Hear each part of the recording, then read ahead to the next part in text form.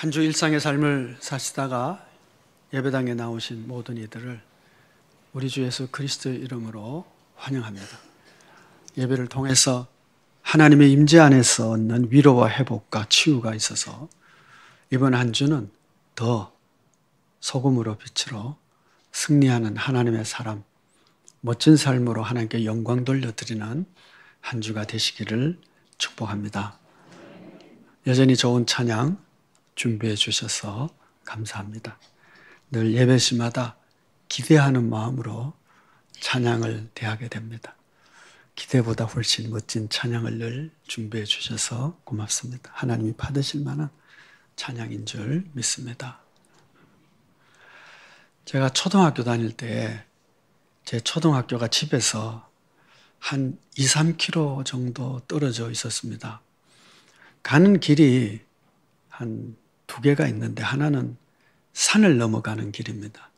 아주 짧겠죠. 대신에 산이라 해서 아주 높은 산도 아니고 그냥 구지봉 한 2배쯤 되려나 산을 넘어가는 길이 하나 있고, 또 하나는 우리 때는 신장로라는 단어를 썼는데요. 신장로가 있었어요. 이 단어 아세요? 차는 별로 안 다니는 그러나 이제 길이 하나 조금 멀죠. 그 길에서 제3의 길이 하나 있는데 이 길은 좀 위험한 길인데 철길입니다. 사람이 다니는 길이 아니고 기차가 다니는 길인데 어쩌다가 기차가 오겠죠. 학교 마치고 시내 가서 놀다가 집에 올 때는 그 시내가 옆으로 철길이 있었기 때문에 철길을 이렇게 통해서 집으로 오게 돼요. 근데 그냥 잘 안 오잖아요. 철길이 있으면 뭐 레일 위에 서서 얼마나 오래 레일 위에 이렇게 안 떨어지고 가는지 시합도 하면서 그렇게 옵니다. 철길이 중간에 다리가 하나 있었어요. 하천을 넘어가는 다리인데 그 하천을 철길을 건너가다가 기차가 오면 큰일 나잖아, 그렇죠? 피할 길도 없고 하천에서 떨어지면 다치거든, 죽든지 뭐 그렇겠죠. 그러면 이제 레일에 길을 딱 댑니다. 이제 대보면 이제 멀리서 기차가 오는지 안 오는지 소리가 이렇게 들리거든요. 그래서 이제 기차가 안 올 것 같으면 이제 빨리 건너옵니다. 그럼 훨씬 빨리 이제 올 수 있으니까요. 자, 그런데 만약에 아이들이 철길을 건너가다가 다리 위에서 막 놀고 있는 거예요. 그런데 저 멀리서 열차가 막 오고 있다. 그러면 그것을 보는 어른들은 어떤 반응을 보일까요? 그 녀석들, 야, 철길에 다니다가 저놈들 이제 죽겠다. 영화 보듯이 그냥 그렇게 볼까요? 아니면 막 고함을 칠까요? 얘들아, 지금 기차 오네, 빨리 나와라. 그렇게 하겠지, 그렇죠? 빨리 나오라고. 빨리 오라고. 그 놀고 있는 아이가 만약 내 자식이라면 어떨까요? 더 난리 나겠죠, 그렇죠? 더 난리 날 거예요. 얘들아, 빨리 와라. 지금 그 있으면 죽는다. 막 고함을 칠 것 같아요. 오늘 4절 말씀을 보시면 이런 장면이 나옵니다. 또 내가 들으니 하늘로부터 다른 음성이 나서 이르되 내 백성아 거기서 나와 그의 죄에 참여하지 말고 그가 받을 재앙들을 받지 말라. 하나님께서 지금 내 백성들에게, 내 백성아 거기서 나와라. 그가 받을 재앙을 받지 말고 그 진노에서 벗어나라. 빨리 나와라. 거기 있으면 안 된다. 라고 하나님이 소리치고 있는 거예요. 누구에게요? 자기 백성들에게. 빨리 나와라. 있으면 안 된다. 왜 그럴까요? 거기 있으면 너가 재앙을 받고 진노를 받고 망할 것이기 때문에 나오라고 하는 것입니다. 하나님께서 지금도 그의 백성들에게 거기 있으면 안 돼. 빨리 나와. 그 재앙을 받지 말라고 하고 있는 그런 바벨론으로 상징되고 있는 오늘의 말씀이 환상이 여기 있습니다. 바벨론은 이 말씀을 전할 당시에 이미 오래전에 사라진 나라입니다. 그런데 바벨론으로 이제 망할 세상, 하나님의 진노를 받을 수밖에 없는 그 바벨론으로 상징되고 있는 제국 혹은 문화 혹은 공동체 아니면 사회가 있는데 하나님은 하나님 백성들에게 거기에 참여하지 마라. 빨리 나와라. 하고 있는 그런 바벨론이 있습니다. 오늘 본문에서는 반드시 망할 세상, 그 바벨론이 어떤 곳인지, 하나님의 백성들에게 빨리 나오라고 하는 그곳이 어떤 곳인지를 말씀하고 있고, 오늘 우리가 이 말씀을 통해서 이런 곳이 있다면, 이런 공동체가 있다면 빨리 나와야 됩니다. 빨리 나오게 되는 그 은혜가 있기를 축복합니다. 이 바벨론이 어떤 곳인가? 1절 말씀을 보시면 이런 말씀을 합니다. 이 일 후에 다른 천사가 하늘에서 내려오는 것을 보니 큰 권세를 가졌는데 그의 영광으로 땅이 환하여 지더라. 자, 어떤 천사가, 아주 힘 있는 천사가, 강력한 천사가 내려오는데 보니까 그 천사가 가진 영광으로 말미암아 땅이 환하여졌다. 그전에는 그렇게 환하지 않았는데 이제는 환해졌다는 거예요. 환해지니까 이제 뭐예요? 드러나는 것들이 있어요. 바벨론의 실상이 이제 드러나더라는 거예요. 그전에는 잘 몰랐는데 희미했는데 이제 환해지니까 드러나지더라는 거예요. 그 나이가 점점 들면요, 눈이 희미해집니다. 그래서 이제 뭘 보려면은 이게 잘 안 보여요. 그래서 그 다음에 어떻게 해요? 안경이 없으면 어떻게 돼요? 더 밝은 곳으로 가서 이제 봐야 돼요. 더 밝은 곳에 가서. 이게 뭐야? 이렇게. 밝아야 보이는 곳이 있습니다, 여러분. 우리가 외우고 있는 고린도전서 13장 12절 말씀, 이 사랑장을 보면 후반부에 이런 얘기가 나와요. 우리가 지금은 거울로 보는 것 같이 희미하나. 지금은 우리가 희미하게 본다는 거예요. 지금은 내가 부분적으로 아나. 지금은 우리가 부분적으로 알고 희미하게 알고 있을 뿐이라는 거예요. 그런데 그때가 되면 주께서 나를 아신 것처럼 내가 온전히 알리라. 그때는 언제예요? 정말 참 빛이신 그리스도가 이 땅에 온전히 임하는 날, 그날이 되면 부분적으로 알던 것을 온전하게 알게 되고 희미하게 보고 알던 것을 분명하게 알게 되는 날이 온다는 거예요. 지금은 어떻다는 얘기예요? 지금은 온전히 몰라요. 지금은 부분적으로 알 뿐이에요. 부분적으로 알고 부분적으로 그냥 인식할 뿐인 이런 답답함을 가지고 우리는 내일을 계획하고 오늘을 평가하고 미래를 생각하고 계획을 세웁니다. 그러다 보니까 어떻게 해요? 잘 모르면서 미래를 세우다 보니 망하기도 하고 실패하기도 하고 때로는 잘 되지만 어떤 건 잘 못돼서 낙심하기도 하고 그래요. 왜냐하면 우리가 부분적으로 하니까. 내일 일을 잘 몰라요. 1년 뒤 잘 몰라요. 10년 뒤에 어떻게 될지를 잘 몰라요. 이 회사가 분명히 잘 될 줄 알고 그냥 온 재산을 다 모아서 주식을 샀는데 한꺼번에 망해버려요. 왜? 내일을 모르니까. 망할 회사에 주식을 살 사람이 어디 있어요? 오늘 우리는 희미하게 볼 뿐이에요. 그런데 하나님께서 우리에게 빛을 비춰주시면 그나마 우리가 좀 더 나은 지혜로운 삶을 살 수 있게 되죠. 우리에게 주신 빛이 있어요. 뭘까요? 말씀, 규례. 주의 말씀이 내 길의 빛이요 내 발의 등이니이다. 시편 기자는 그렇게 찬송하고 있습니다. 하나님의 말씀이 우리에게 등이 되어주시고 내 길의 빛이 되어주셔서 내 길을 이 길은 망하는 길이구나. 이 길은 사는 길이구나. 이걸 규례가 말씀을 우리에게 가르쳐 준다는 겁니다. 우리가 사서삼경을 조금 공부하면 좀 지혜로운 삶을 살 수 있게 되겠죠. 그렇죠? 예. 손자병법도 꽤 유용합니다. 세상을 살아가는 일에.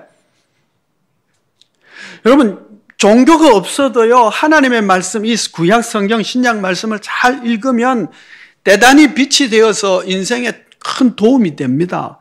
규례가 내 길에 도움이 되고 빛이 되는 것입니다. 부분적으로 말씀이 우리에게 빛이 되어주는 거예요. 그런데 그보다 훨씬 더 큰 빛이 우리에게 왔어요. 예수님께서 말씀하시죠. 내가 세상의 빛이다. 진짜 참된 빛이 우리에게 오셨기 때문에 예수 그리스도로 말미암아 구약의 말씀들이 새로운 빛으로 조명이 되어서 참된 의미가 뭔지, 인생의 의미를 어떻게 세워야 되는지 가르쳐 주세요. 예수님 때문에 우리는 훨씬 더 빛으로. 마태복음 4장 16절에서 흑암에 앉은 백성이 큰 빛을 보았고 그래요. 흑암에 앉은 백성들이 예수 그리스도가 이 땅에 오시자 큰 빛을 봤대요. 그 전에 알던 빛과는 게임이 안 되는 빛을 그리스도가 우리 가운데 오셔서 큰 빛이 되어주신 것입니다. 그래서 그리스도를 믿는 자와 안 믿는 자는요, 빛의 강도가 달라요. 말씀을 통해서 깨우침을 받게 되는 그 정도가 그리스도가 빛을 비춰주는 것과 그렇지 않는 것은 너무 다른 거예요. 그래서 그리스도 예수를 믿고 살아가는 것이 얼마나 인생에 큰 지혜가 되고 그 빛으로 말미암아 승리한 인생을 살게 되는지 모릅니다.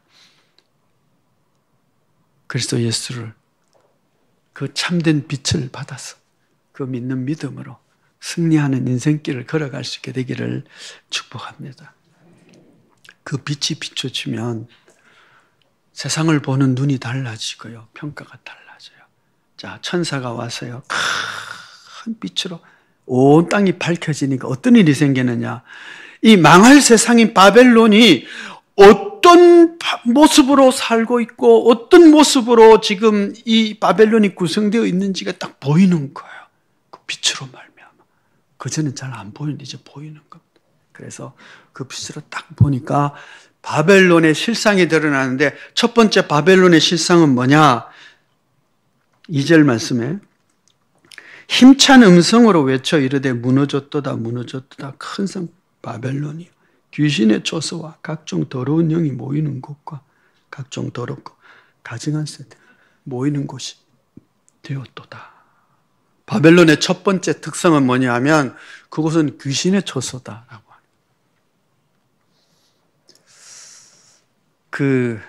그런 표현 있잖아요. 여기 꼭 귀신 나올 것 같다. 그 얘기는 뭐예요? 거기에 산자는 없다는 얘기잖아요. 예? 아니 귀신 같은 무덤에 있는 흉가 이런 데 들어가면 여기는 사람이 사는 곳이 아니고 뭐예요? 귀신이 사는 곳 같다. 뭐 그렇게 표현을 할 수 있잖아. 그렇죠? 예. 귀신의 초소라는 얘기는 뭐냐 하면 거기에 생명체가 살 수 있는 생명의 거리, 생명의 초소가 아니라고 하는 겁니다. 다르게 말씀드린다면 생명의 하나님, 참된 생명의 역사가 없는 곳이 귀신의 초소예요. 바벨론이 그런 곳이었다는 거죠. 참된 생명의 역사가 없는 곳입니다. 예수님께서 비유로 이런 얘기를 하셨어요.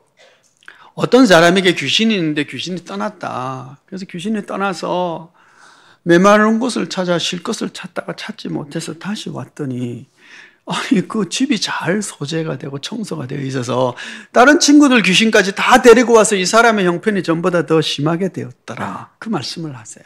자, 그런데요. 여기 이제 아주 중요한 포인트가 그거예요. 귀신이 나가서 쉴 곳을 찾는데 어디서 찾느냐면 메마른 곳을 찾아다니며 쉴 곳을 찾았다 그래요. 여러분 귀신이 쉴 곳은요 메마른 곳이에요. 물이 흐르는 곳이 아니죠. 새벽마다 기도하는 기도의 내용 중에 하나가 그거예요. 하나님, 이 예배당이 주님이 약속하시기를 목마른 자가 내게로 오라. 그럼 내 생수의 강을 주겠다고 했는데 주님 이곳에 오셔서 이곳에 기도하고 예배 드린 자마다 생수의 강을 가진 자가 되게 해주십시오. 그것이 제 기도의 제목 중에 하나예요. 이곳에 온 자들마다, 이곳에 와서 예배드리고 기도하는 자들마다 하나님이 주시는 생수의 강이 흐르는 역사가 있기를 축복합니다. 생수의 강이 흘러야 돼요. 메마른 곳이 되면 귀신이 역사하기 시작을 합니다. 생명의 열매가 맺는 것이 아니라 귀신의 열매를 맺는 곳이 되는 것입니다. 하나님께서 인간을 만드시고요. 창세기 2장에서 흙으로 만드시고 그 코에 생기를 부어 넣으시니 생명이 된지라. 비로소 살아있는 영적 존재가 되었다는 이야기입니다. 하나님 만드신 사람은 하나님의 생기로 생명인 존재입니다. 하나님의 생기가 사라지고 나면 그는 뭐예요? 살아있으나 산 존재가 아닌 거죠. 이걸 뭐라 그래요? 사람이 살아서 막 움직이긴 하는데 진짜 생명은 없어. 이걸 뭐라 그럽니까? 영화에 자주 나오잖아요. 영화에. 그냥. 뭡니까? 좀비. 뭐가 움직이기는 움직여. 뭐 삐걱거리면 움직이든 뭐가 움직이는 움직이는데 진짜 생명은 없어요. 좀비 같은 인생이 있습니다. 하나님 없이 사는. 하나님의 생명이 그 코에 부어 넣어져서 살아있는 존재, 성령이 역사하시는 존재가 되어야 되는데 그렇지 못하니까 좀비 같은 인간이 움직여. 그런데요, 생명의 열매가 없는 겁니다. 좀비들이 모여있는 거, 그게 바벨론. 귀신들의 초소. 예수님께서 거라사인 땅에 가서 군대 귀신 들린 자를 고쳐주시잖아요. 근데 그가 군대 귀신 들렸을 때 어디서 살아요? 사람들이 사는 마을에 살지 않고요. 무덤 사이에 거했다. 그래요. 무덤 사이에 거. 그게 귀신 들린 자의 모습. 무덤. 사람들과 교제하지 않아요. 성도 여러분, 바벨론은 어떤 곳이냐 하면 좀비들이 사는 귀신들의 초소예요. 그러니까 그곳에는요, 생명의 성령의 열매가 없어요. 하나님의 생명의 역사가 있는 곳이 아니고 거기는 귀신들의 역사만 죽이고 멸망시키고 거짓과 이런 것들만 있는 거죠.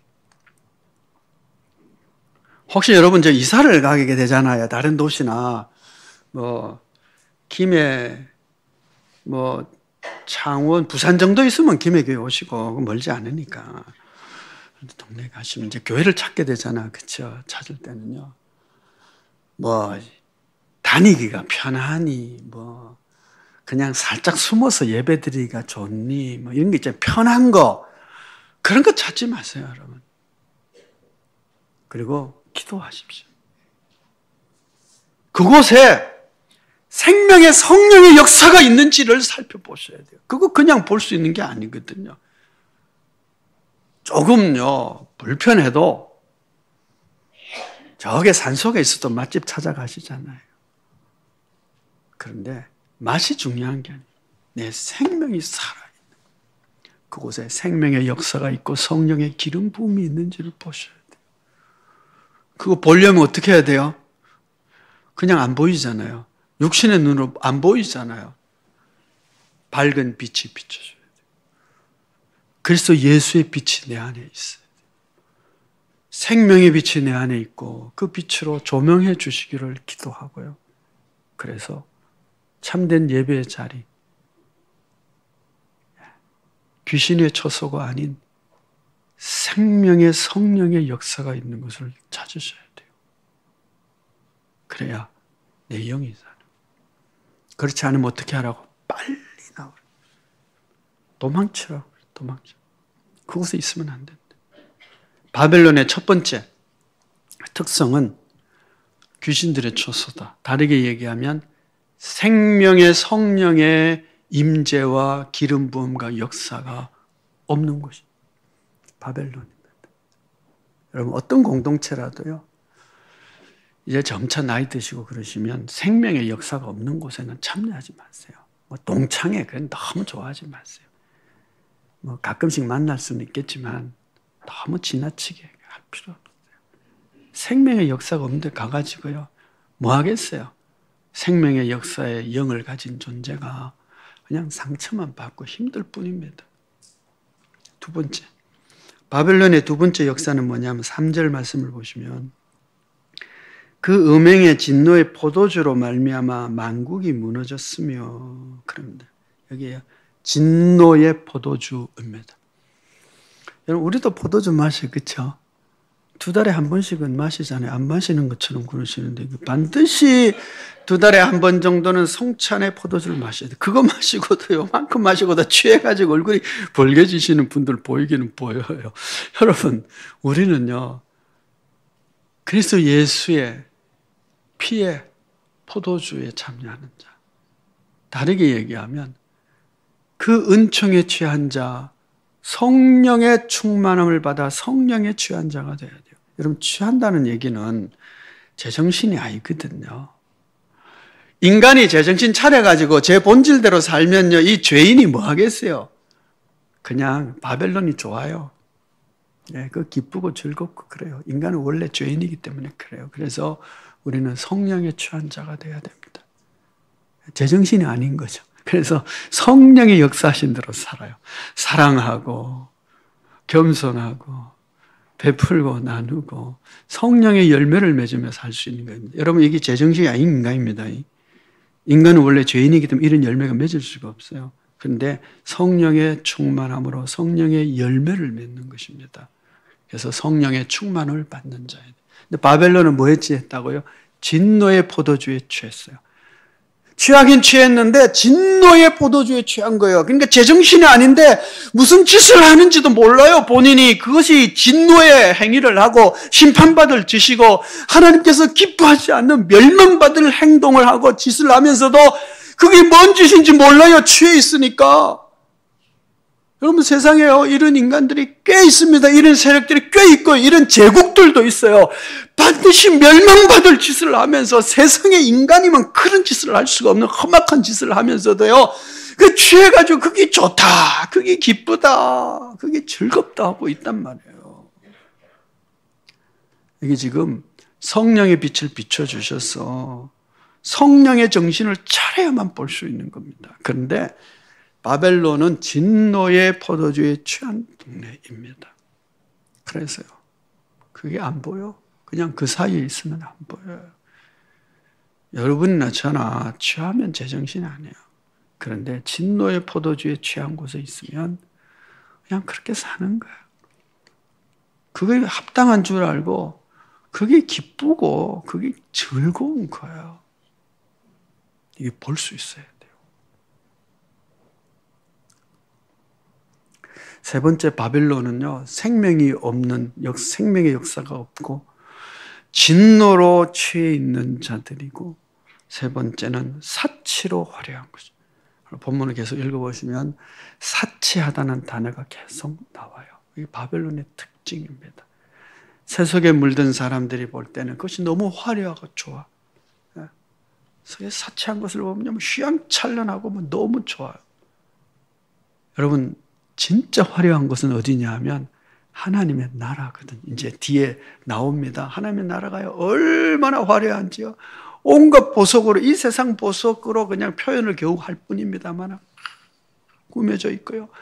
얼마나 그곳이 화려하고 아름다운지 길은 황금으로 포장되어 있고요.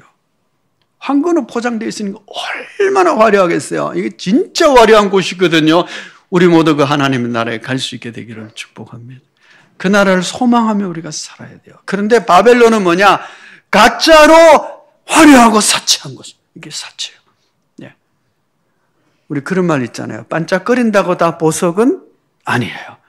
화려하다고 그것이 다 아름다운 곳은 아니에요. 여러분, 혹시 아침에 새벽에 저기 술집 동네에 가보셨어요? 그 술집 동네 뒷골목 가보시면요, 되게 더럽습니다. 그리고 추하고요, 냄새 나고요, 형편없어요. 그런데 밤에는 어때요? 밤에는 잘 안 보이니까 그냥 네온 사인에 그냥 화려해가지고, 와, 여기가 좋다, 멋있다, 화려하다. 그런데 그게 다 가짜예요. 제 환한 밝은 빛 안에 보면요, 그거는 험악한 곳이에요.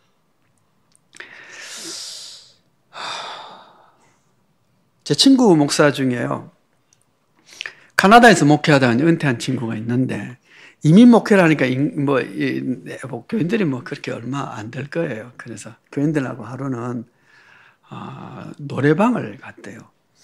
노래방을 가서 교인들하고 노래를 부르는데, 사모님께서 노래를 부르는데 어떤 노래를 부르느냐면 조용필의 꿈이라고 하는 노래를 불렀대요. 그 꿈을 부르는데 사람들이 은혜를 받은 모양이에요. 그래가지고 교인들이 사모님 그거 한 번 더 부릅시다. 그래가지고 이제 경상도 친구거든요. 부산 출신인데. 그래가지고 이제 그 노래를 몇 번 더 부르면서 은혜를 받아가지고 털어 울고 그랬대요. 아니 세상에 예배당에서 찬송 부를 때는 별로 은혜를 안 받던 인간들이 조용필의 꿈에 은혜를 받아가지고. 조용필이가 그런데요, 그 꿈이라고 하는 노래가 자기가 가장 애착하는 곡 중에 하나라고. 어느 날 신문을 봤는데 어느 가장이 자살을 했어요. 서울에 올라와서 막 이렇게 저렇게 치며 살다가 너무 힘들어서 자살을 한 거예요. 그 기사를 보고 그 마음이 너무 안 돼서 가사를 쓰고 이제 노래를 이렇게 짓게 되었다고 그래요. 제 친구 목사가 이 노래를 부르면서 이제 그 페이스북에 네이버에 이렇게 글을 쓰면서 뭐라 그러냐면 참 이 노래는 이민자들의 노래다. 그렇게. 자기 취향은 아닌데 이민자의 노래를 그랬대. 가사가 이랬습니다. 화려한 도시를 그리며 찾아왔네. 그곳은 춥고도 험한 곳. 여기저기 헤매다 초라한 문턱에서 뜨거운 눈물을 먹는다. 머나먼 길을 찾아 여기에, 꿈을 찾아 여기에, 괴롭고도 험한 이 길을 왔는데 이 세상 어디가 숲인지 어디가 늪인지 아무도 말하지 않네. 이민들이 참 그럴 것 같아요. 머나먼 길을 찾아 꿈을 찾아 여기에 왔는데 참 험하죠. 사람들은 저마다 고향을 찾아가네. 나는 지금 홀로 남아서 빌딩 속을 헤매다 초라한 골목에서 뜨거운 눈물을 먹는다. 슬퍼질 땐 차라리 나홀로 눈을 감고 싶어. 고향의 향기를 들으면서. 여러분, 이게 꿈이래요. 세상 사람들이 말하는 화려한 도시를 그리며 찾아왔는데 춥고도 험한 곳이다. 여러분은 가진 꿈은 어떠세요? 이 꿈이 이런 꿈과 같지는 않아요. 꿈을 찾아왔지만 험악하고 춥고 외롭고 슬프고. 여러분, 세상의 꿈은 그렇습니다. 바벨론이 주는 꿈은 그렇습니다. 화려하고 사치하지만 망할 것이고 결코 만족할 수 없는 것이고, 우리 하나님이 주시는 영원한 하나님의 나라만이 우리에게 참된 만족을 주닌, 우리에게 참된 위로와 기쁨을 주는 줄 믿습니다. 그런데요, 바벨론은 가짜예요. 가짜. 화려하지만 사치하지만 망할 것이에요. 이 바벨론의 특징은요, 한순간에 망한다는 거예요. 8절 말씀. 그러므로 하루 동안에 그 재앙이 이르리니, 하루 동안에요. 한날에 망해요. 근데 16절은 더 해요. 그러한 부가 한 시간에 망한다. 한 시간에 망해요. 22절, 23절을 보시면 결코 다시라는 단어가 4번씩이나 나와요. 22절, 23절. 하루 동안에 한 시간에 망해버리고 결코 다시 일어설 수가 없어요. 그 바벨론의 운명입니다. 우리 역사 가운데도요, 한 시간에 망해버린, 하루 동안에 망해버린 제국들이 얼마나 많은지 몰라요. 바벨론요, 짧은 일시에 망해버립니다. 중국을 처음으로 통일한 진시황, 중국 통일한 뒤에 16년 만에 망해버렸어요. 이 세상의 제국이요. 영원할 것 같은 소비에트 연방, 소련, 한순간에 망해버리잖아요. 밝은 빛 안에 드러난 바벨론은요, 한 번에 그냥 망해버릴, 그리고 다시는 일어설 수 없는 제국이었습니다. 여러분, 이 세상이 쫓아가고 여러분이 혹시 꿈꾸고 있는 것이 이런 바벨론이라면 빨리 나오라고요. 빨리 나오라고. 바벨론의 또 하나의 특징은 뭐냐 하면 그들의 죄악입니다. 하나님이 기억하시는 죄악이에요. 5절 말씀 보시면 그의 죄는 하늘에 사무쳤으며 하나님은 그의 불의한 일을 기억하신지라. 하나님이 기억하시고 그 죄가 하늘에 닿아 있는 불의한 곳이었어요. 성경에 하나님께 닿은 불의한 곳이 있었죠. 소돔과 고모라. 그리고 니느웨 성 다 망했습니다. 니느웨는 회개하고 잠깐 회개했다가요. 근데 또 망해버려요. 24절에 보시면 선지자들과 성도들과 및 땅 위에 죽임을 당한 모든 자의 피가 그 성 중에서 발견되었다 그럽니다. 성실하고 진실된 하나님의 사람들과 하나님의 교회를 피 흘리게 하고 눈물 흘리게 한 곳이 그곳에 있어서 하나님이 기억하시는 것이 바벨론입니다. 망하는 것이죠. 하나님께서 그곳에서 빨리 나와라. 빨리 나와. 그 죄에 참여하지 마라. 그 재앙을 받지 말라고 하나님께서 그의 백성들에게 외치고 계신 것이죠. 거기서 망해.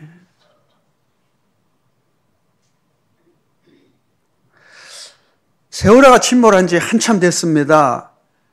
참 어처구니 없는 일들이 벌어진 거죠. 세월호는 그렇습니다. 그런데 제가 기억나는 그 일 중에 하나가 한 학생이 탈출해서 그가 살았어요. 어떻게 탈출했느냐 그랬더니 그가 아버지가 전화가 온 거예요. 통화를 아버지가 빨리 나와라. 그거 있으면 안 된다. 근데 선내 방송은 어땠죠? 움직이지 말고 그 자리에 있으라고. 근데 아버지는 너 빨리 나와. 그 자리에 있으면 안 돼. 죽어. 빨리. 그래서 이 아이가 탈출을 해서 살아난 거예요. 이 아이가 살아날 수 있었던 데는 세 가지 요건이 있었어요. 첫째는 아버지와 통화할 수 있는 연결고리가 있었다고 하는 통화가 되었다는 거예요. 두 번째는 아버지의 말을 신뢰했다는 거예요. 아버지가 나오라 하니까 나온 거예요. 신뢰했어요. 세 번째는 이 아이가 취하여 있든지 자고 있지 않았다는 거예요. 고등학교 학생들이 수학여행 가면서 밤새 술 취해가지고 그죠? 살짝 몰래 가지고 그래서 자고 있을 수 있고 취해 있을 수 있었잖아요. 근데 이 아이가 깨어 있었고요. 아버지의 음성을 통화를 들을 수 있었고요. 아버지를 신뢰해서 아버지가 나오라 하니까 그냥 나온 거예요. 여러분 오늘도 마찬가지예요. 우리가 살아나려면요. 하나님의 음성이 들려줘야 돼요. 하나님과의 관계 속에서요. 내가 깨어 있어서 하나님의 음성을 들을 수 있어야 되고요. 하나님이 말씀하실 때 그 순종하고 하나님의 말씀을 더 신뢰해서 뛰쳐나올 수 있어야 되는데 하나님이 뭐라고 그러냐면 세월호 같은 이 망해가는 바벨론에서 너가 나와! 라고 말해요. 나와. 그거 화려하게 보이지만 아니야. 그거는 죄악의 도성이고요. 그거는 죽어있는 귀신들이 역사하는 생명의 역사가 없는 곳이고요. 빨리 나와라.